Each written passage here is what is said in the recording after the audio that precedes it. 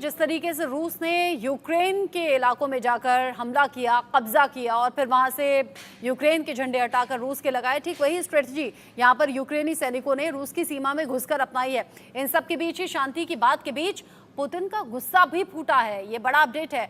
रूस का Iskander missile से पोल्टावा पर हमले की खबर है।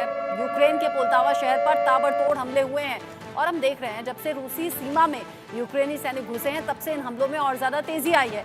पोल्टावा शहर पर बैलिस्टिक मिसाइलों से हमला किया गया है। पोल्टावा में 50 से ज्यादा लोग मारे गए हैं। पोल्टावा जहां पर 200 से ज्यादा लोग जख्मी हैं। यानी एक तरफ शांति वार्ता की बात है परिहार सर, दूसरी तरफ रूस हमले तेज भी कर रहा है। यानी शांति की भी बात करनी है, प्रेशर भी डालना है, बड़े हमले भी करने हैं। आपने भी कहा, हमारे एस्टीम पैनलिस्ट ने भी कहा है कि ये तो प्रेशर टैक्टिक्स है। प्रेशर, अगर आप नेगोशिएशन टेबल पे जा रहे हैं तो आपको जितना अपने लिए चाहिए, आप अगर डिमांड 10 करेंगे तो 2 मिलेंगे, और वो 2 लेने के लिए भी आपको ग्राउंड जो है वो स्ट्रांग करना है। तो अगर रशिया आज ही चुपचाप बैठ जाएगा तो नाटो तो फिर उसमें उनके ऊपर और ज़्यादा प्रेशर बढ़ाएगा। तो आखिर दम तक ये दोनों तरफ से जो है एग्रेसिव चलेगा। ऐसे मिसाइल्स अटैक्स और ये सारे चलते रहेंगे जब तक, और अंदर ही अंदर बीच में पीस प्रोसेस के निगोशिएशंस होंगे। अगर आप पिछले 75 साल का इतिहास देखें यूनाइटेड नेशंस का और नाटो का और दूसरे भी जो इंटरनेशनल जितने भी कन्फ्लिक्ट हुए हैं, पीस अकॉर्ड जो डेवलप हुए हैं, चाहे वो भारत चाइना का रहा हो, चाहे वो इसका इजराइल का है, पैलेस्टीन का है, या नॉर्थ कोरिया साउथ कोरिया का रहा है, किसी भी उसमें जो है एक वेस्टर्न कंट्रीज की पूरी कोशिश रहती है कि ये लाइव वायर बना रहे। उसको आपने ठंडा करके, मतलब जब चाहे तब उसको आपने सुलगा दिया है। किसी भी समस्या का वो परमानेंट सॉल्यूशन वो होने ही नहीं देंगे। और यही वजह है कि मैं बार बार रिपीट कर रहा हूँ कि इंटरिम पीस ऑर्डर इसमें निकलेगा और वो ये हो गया, आप जहाँ हैं वहाँ पर रुके रहिए, फिर हम नेगोशिएट करेंगे, ताकि जब चाहे तब ये अपने हिसाब से इसको ये उसमें दखलंदाजी करते रहे हैं। तो यूक्रेन और रशिया समस्या जो है, मैं नहीं समझता हूँ कि इतनी जल्दी सुलझने वाली है। हाँ, ये जो गोला बारूद की जो लड़ाइयाँ चल रही हैं वो जरूर थम जाएंगी। यानी क्या हम कह सकते हैं परिहार सर कि जो करीब 7 दशक पहले जवाहरलाल नेहरू ने किया था, कोरिया युद्ध रुकवा कर, जिसका एग्जाम्पल आज तक दिया जाता है, ऐसा कुछ मोदी भी कर सकते हैं? समय बहुत बदल गया है। पिछले 60 साल में दुनिया में इतने चेंजेस हो गए हैं कि अब एक किसी व्यक्ति के लिए वो भूमिका चाहे कोई भी वो निभाना मुश्किल है। हाँ। मगर भारत की जिस तरह से अभी पोजीशन डेवलप हो रही है, इसमें मुझे उम्मीद है कि एटलीस्ट हम उस हालत को, तो इस युद्ध को मध्यस्थता करके रुकवा सकते हैं कि जो जितना ये मानवता का नुकसान हो रहा है और युद्ध की विभीषिकाएं जो फैल रही हैं वो जरूर रुक जाएंगी। और उसमें डेफिनेटली नरेंद्र मोदी जो हैं वो एक बहुत बड़ी भूमिका निभाएंगे। अरविंद जी, आपको भी ऐसा लगता है? हाँ बिल्कुल, आपने बहुत ही एक इंटरेस्टिंग बात कही और मैं आपको एक बहुत ही रुचिकर घटना सुनाता हूँ। जो आपने अभी परिहार साहब से सवाल किया कि जो 62 पैरेलल पर जो कोरिया युद्ध को भारत ने रुकवाया था, तो मुझे एक बहुत ही मज़ेदार घटना याद आ रही है, मैं आपसे शेयर करना चाहता हूँ। मैं कोरियन एम्बेसी गया था। कोरियन एम्बेसी, जब हम कोरिया कहते हैं तो इसका मतलब साउथ कोरिया ही होता है, क्योंकि नॉर्दर्न कोरिया की प्रेजेंस लगभग वर्ल्ड लेवल पे बहुत ही कम है। तो जब मैं यहाँ इंडिया की जो कोरियन एम्बेसी गया था तो वहाँ पे मैंने देखा कि बड़े अक्षरों में लिखा है थैंक यू इंडिया। तो ये जो आज कह रहे हैं कि आज हमारी जो बड़ी बड़ी कंपनियां सैमसंग, एलजी वगैरह अगर वो ग्रो कर पा रही है तो उसके लिए जो हम श्रेय देते हैं वो इंडिया को देते हैं कि अगर इंडिया हमारी मदद उस समय नहीं करता तो आज हम जो कोरिया है वो नहीं होते। तो मैंने एम्बेसडर से पूछा कि ऐसा क्यों, तो उन्होंने कहा कि यह युद्ध अगर बहुत पहले हमने भारत की बात मान के हमने 62 पैरेलल पे अगर हम दोनों ही रुक गए होते, नॉर्दर्न और साउदर्न कोरिया, तो इतने जो बड़े लेवल पे जो जंग संहार हुआ है वह नहीं होता। मुझे यूक्रेन और रूस युद्ध में भी वही चीज़ नज़र आ रही है कि भारत जैसे शुरुआत से ही कहा रहा है कि युद्ध किसी के भी पक्ष में नहीं हो सकता है। अगर दोनों ही देश रुककर अगर वहीं रुक जाते तो यह सबसे बेहतर स्थिति होती, क्योंकि इससे किसी को भी कुछ हासिल नहीं हुआ है।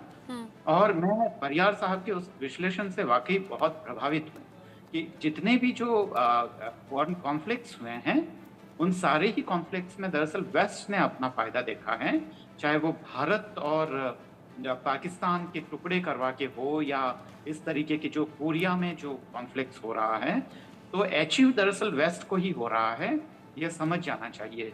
जो पूरा यूएनओ है वह पूरा वेस्ट की कठपुतली बना हुआ है, तो इसके अल्टरनेटिव मॉडल्स को हमें देखना पड़ेगा। इसीलिए रशिया यूएन की बात नहीं कर रहा है, वो कह रहा है कि ब्रिक्स के जो देश हैं, और उसमें भी साउथ अफ्रीका इतनी रुचि नहीं दिखा रहा है। तो वो ये है कि ये संगठन मजबूत होने चाहिए। तो एक तरह से एक पूरी ही नई जो विदेश नीति है वो बनती हुई नजर आ रही है। इसमें मैं भारत की तरफ से जो खासकर यहाँ के डिप्लोमेट्स को एक सुझाव है कि वो एक ऐसी नीति पे चलें, वो बहुत जो पुरानी नीति है उसको छोड़ें और जो क्षेत्रीय अखंडता है उसकी तरफ वो सोचे, क्योंकि चीन अभी जो है पूरा दक्षिण एशिया में हस्तक्षेप कर रहा है और हमें यही वेस्ट को भी ये रोकना चाहिए कि वह जो सोवियत संघ और उसके जो देश हैं पुराने उसमें हस्तक्षेप ना करें, और भारत को उस पर एक नीति की तरह से लागू करना चाहिए। और उसके लिए मुझे लगता है कि माहौल भी तैयार है। अब जो हमारी खुद की विदेश नीति में बहुत सारे परिवर्तन की जरूरत है, और जो कैरियर डिप्लोमेट्स हैं वो मैं एक टेक्निकल चीज समझाता हूँ जिसका संबंध संबंध नहीं है। जब तक विदेश नीति में जो सीनियर जर्नलिस्ट या जो विदेश सेवा से जुड़े हुए सीधे सीधे लोग नहीं थे, भारत की विदेश नीतियों का निर्माण बहुत ही सुंदर तरीके से हुआ।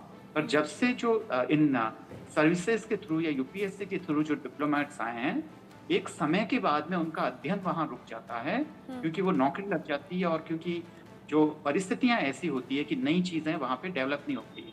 यह सबके लिए सत्य नहीं है, मैं सारे ही डिप्लोमेट्स के लिए नहीं कह रहा हूँ, पर ये है। तो यहाँ पे भारतीय विदेश नीति में भी हर क्षेत्र से जो एनर्जेटिक लोग हैं उनको आने की जरूरत है, और मुझे लगता है कि यह एक बहुत अच्छा मौका है कि भारत अपनी विदेश नीति पे भी पुनर्विचार करें और क्षेत्रीय अखंडता को कायम रखते हुए दक्षिण एशिया में चीन के इंटरफेरेंस को भी इसी और जाहिर सी बात है, अगर ये मुलाकातों के सिलसिले ऐसे हुए हैं या यूक्रेन के दौरे पर पीएम मोदी गए हैं, तो वो भी स्ट्रेटेजी का पार्ट ही रहा होगा, और स्ट्रेटेजी के पार्ट में ही पुतिन से मुलाकात, जेलेंस्की से दो बार मुलाकात, और फिर ये कहना कि पुतिन की आंखों में आंखें डालकर मैंने कहा है कि युद्ध का समय नहीं है। लेकिन परियार सर फिर घूम फिर आकर एक बात आ जाएगी, पुतिन की शर्तों में एक सबसे बड़ी शर्त थी ये, एक तो ये कि अलग अलग इलाकों का जिनका मैंने जिक्र किया कि वहां से अपने सैनिकों को हटा लें, साथ ही साथ एक बड़ी शर्त ये थी कि नेटो में शामिल नहीं होगा यूक्रेन, और ये युद्ध की शुरुआत ही इस तर्ज पर हुई।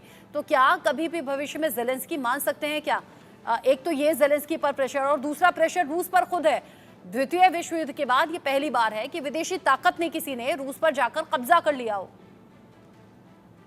देखिए, जब नेगोशिएशन होगा तो मैं नहीं समझता हूँ कि नाटो में यूक्रेन का जाना अब एक बहुत बड़ा इशू रशिया के लिए रहेगा, क्योंकि पोलैंड नाटो में पहले ही एंटर कर चुका है, क्योंकि पोलैंड जो है वो अर्सवाल सोवियत रूस का बहुत ही स्ट्रांग पार्टनर हुआ करता था एक तरह से, और यूक्रेन जो है वो अभी नाटो के साथ में मैं समझता हूँ कि पीस अकॉर्ड में ये पॉइंट नहीं आएगा।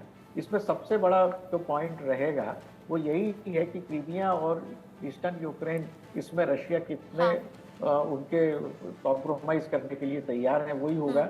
बाकी सारी शर्तों में कोई भी ऐसा नहीं है, नाटो में जाना ना जाने से अब रशिया को कोई बहुत फर्क पड़ने वाला है। यानी आप कह रहे हैं कि नेगोशिएशन की तरफ अगर आगे जाते हैं तो पुतिन जो अभी तक एकदम अड़े हुए थे चीजों पर, वहां से भी नेगोशिएशन आएगा, और इधर जेलेंस्की भी जानते हैं, और चूंकि पीएम मोदी ने भारत आने का न्योता भी दिया था, तो हो सकता है, और जो उधर अमेरिका भी जाना है, जो बाइडेन से भी मुलाकात की बातें हैं, ऐसे में हो सकता है जेलेंस्की भी थोड़ा सा झुकें और इधर थोड़ा सा रुख नर्म पुतिन भी करें, और आने वाले वक्त में एक बार में ना सही लेकिन इंटरिम सीजफायर के तौर पर हो सकता है शांति की तरफ चीजें आगे बढ़ें। होपफुल हमें रहना चाहिए। Major general JKS Pariyar sir, बहुत शुक्रिया आपका, साथ ही साथ अरविंद सिंह तेजावत जी, बहुत शुक्रिया आपका इस डिस्कशन में साथ में रहने के लिए। आप दोनों का बहुत शुक्रिया। एक छोटा सा ब्रेक यहाँ पर ले रहे हैं, लौटेंगे।